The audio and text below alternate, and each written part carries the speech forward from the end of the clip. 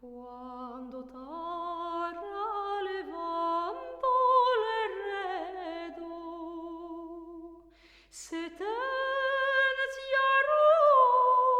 alla hermosa sol, y la hicieron juramento falso en presencia del gobernador.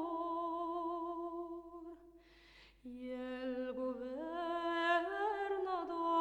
la dice, y esa morra que dice de ti, yo señor he nacido hebrea, y hebrea tengo que morir.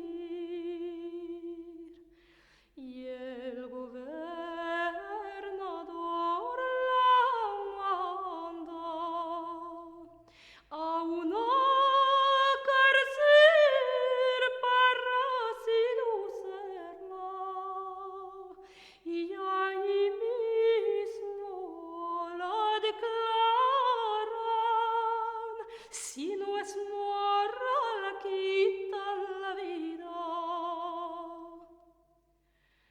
Ay, Dios Padre y Madre y hermanos, que me voy yo en presencia del Rey, aunque me juren y me ofrezcan otra ley, hoy pero que es mejor es morir.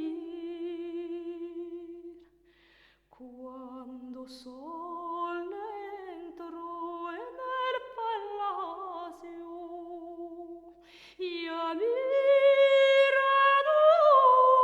sus grandes bellezas, su corazón se llenó de tristeza, porque su alma ya era perdió.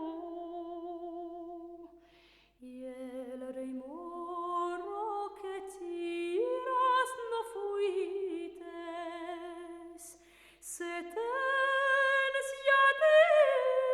a la hermosa sol, y la hicites crueles tormentos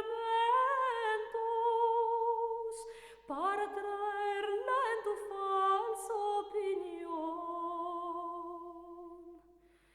Que mi historia se extienda en el mundo,